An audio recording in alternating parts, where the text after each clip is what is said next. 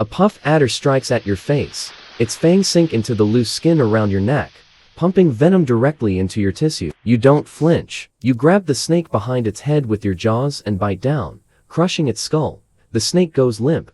You drag it into the shade of an acacia tree and start eating it, swallowing it whole, starting from the head. Halfway through the meal, the venom hits. Your legs buckle. Your vision blurs. You collapse onto your side, the half-eaten snake still hanging from your mouth. Your breathing slows. For the next 2 hours, you're paralyzed, conscious, but unable to move. Vultures land nearby, hopping closer, waiting to see if you'll die. You don't. The venom breaks down in your system.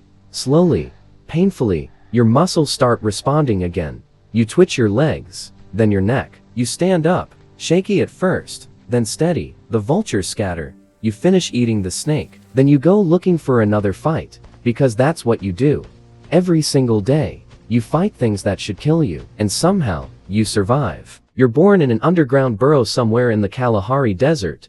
You emerge from your mother blind and hairless, about the size of a mouse. There are 2 other cubs with you, your siblings. Your mother is larger than most honey badgers, muscular, scarred. She leaves the burrow every night to hunt and comes back before dawn, smelling like blood and dirt. You nurse from her for the first few weeks, pressing against her belly with your siblings. Her milk is thick and rich.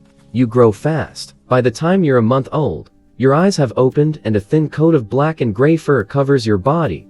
The fur on your back is silver white, running from your head to your tail. Your mother starts bringing back food: dead scorpions, pieces of tortoise, a mongoose she killed and partially ate. She drops them in the burrow and watches as you and your siblings investigate. You bite into the mongoose meat, tearing at it with your small teeth. It's tough, but you keep chewing until you swallow a piece. Your mother leaves again before you finish eating. You're 3 months old now. Your mother takes you out of the burrow for the first time. It's early evening. The sun is setting. She moves quickly through the scrubland, and you follow, struggling to keep up. Your legs are short. Your body is low to the ground. She stops at a termite mound and starts digging, her claws ripping through the hardened dirt like it's sand. Within minutes, she's broken through to the tunnels. Inside, termites pour out and she eats them by the mouthful, crunching them between her teeth. You move closer and try to dig, scraping at the mound with your small claws. You break through a smaller tunnel, and termites swarm over your paws. You lick them off and swallow them. They taste bitter. You keep eating. Your mother moves to a different section of the mound and continues digging. You follow her, eating whatever you can reach. Then you hear something behind you, a rustle in the grass. You turn and see a jackal watching you from about 20 feet away. Your mother sees it too. She doesn't run. She charges. The jackal yelps and bolts, disappearing into the bush. Your mother returns to the termite mound like nothing happened and keeps eating. You're 6 months old now. You're hunting on your own, moving through the bush at night, following scents. You find a porcupine feeding on roots near a dried riverbed. It's large, covered in long quills that rattle when it moves. You approach from the side, low and quiet. The porcupine senses you and turns, raising its quills. You don't stop. You circle around to its face, the only part without quills, and lunge. You bite down on its nose. The porcupine screams and swings its body toward you, quills whipping across your side. Several of them pierce your skin, sinking deep into your shoulder and flank. The pain is sharp, but you don't let go. You bite harder, shaking your head, tearing at the porcupine's face. It collapses after a minute, bleeding and barely conscious. You release it and step back, panting. The quills are still embedded in your side. You try to pull them out with your teeth, but they're barbed. They won't come out. You leave them and start eating the porcupine, biting through its underside where there are no quills. You eat for 20 minutes, then walk away, leaving the carcass half finished. The quills stay in your body for weeks, slowly working their way out through your skin. Some of them get infected. Your shoulder swells. You limp for days. But you keep hunting. You're 1 year old now. Your mother has driven you away, hissing and biting at you until you left her territory. You're on your own. You're moving through the bush when you smell something sweet. Honey. You follow the scent to a tree where bees are swarming around a hive built into a hollow section of the trunk. You start climbing, digging your claws into the bark. The bees notice you immediately. They swarm around your head, stinging your face, your ears, your eyes. You ignore them. You reach the hive and start ripping it apart with your claws, tearing out chunks of honeycomb. Bees cover your entire body, stinging you hundreds of times. Your face swells, your eyes swell shut. You can barely see, but you keep eating, shoving honeycomb into your mouth, chewing through the wax and honey and bee larvae. After 10 minutes, you climb down and walk away, still covered in bees. You stumble through the bush, half blind, your face so swollen you can barely open your jaws. You find a shaded spot under a bush and collapse. You lie there for hours, waiting for the swelling to go down. By evening, you can see again. Your face is still puffy, but you can move. You get up and start hunting. You're still hungry. You're 3 years old now. You're moving through a rocky area when you see a leopard feeding on an impala it killed earlier. The leopard is larger than you, stronger, built to kill. You walk toward it anyway. The leopard stops eating and stares at you. You don't stop.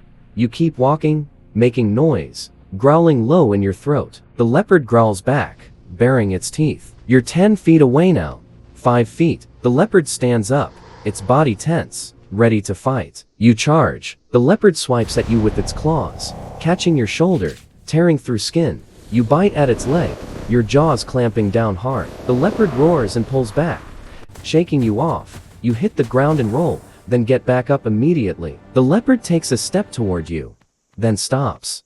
It looks at the impala, then at you. Then it turns and walks away, leaving the kill behind. You drag the impala into the bushes and start eating, biting through the hide, tearing into the meat. You eat until you can't move. Then you sleep next to the carcass, waking every few hours to eat more. You're 5 years old now. You're digging into a warthog burrow, trying to reach the animals inside.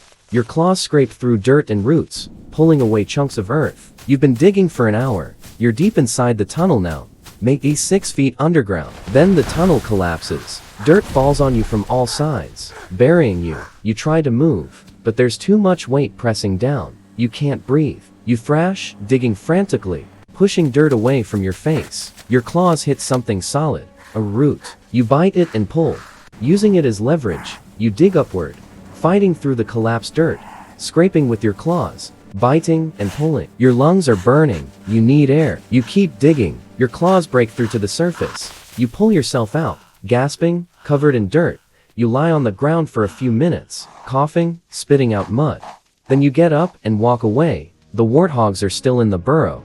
You'll come back tomorrow. You're 8 years old now. You're fighting a pack of wild dogs over a kudu carcass. There are 6 of them, circling you, snapping at your legs and sides. You spin and bite at the closest one, catching its muzzle.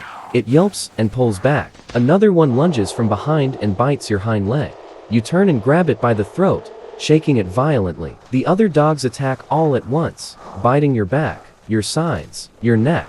You're bleeding from multiple wounds, but you don't let go of the dog in your jaws. You crush its windpipe and drop it. The other dogs hesitate.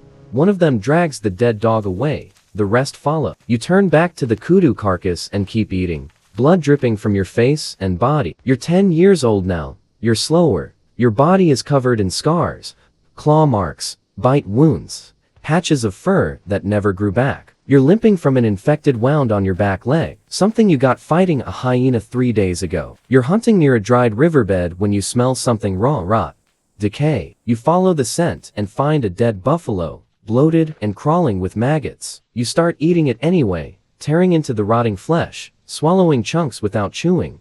Your stomach can handle it. It has to. You're too slow to catch live prey anymore. This is what you eat now. Carrion, scraps, whatever you can find. You eat until you're full, then walk a few feet away and collapse in the shade. You lie there, panting, your body too tired to move. You close your eyes. You don't wake up. Scavengers find you within hours. Vultures first, then hyenas. They tear into your body, fighting over the pieces. Your thick skin makes it harder for them, but they manage. Within a day, you're scattered across the dirt, bones, fur, nothing recognizable. You spent 10 years fighting everything. Snakes, lizards, bees, porcupines, wild dogs. You survived things that should have killed you dozens of times over. And in the end, you died alone, too tired to keep fighting. That's what happens when your entire survival strategy is aggression. Eventually, your body gives out. And the things you used to fight, eat what's left. The honey badger fought everything for 10 years and died eating rotting meat in the dirt. Hit subscribe. Then watch the next video to see what happens when fearlessness isn't enough to survive.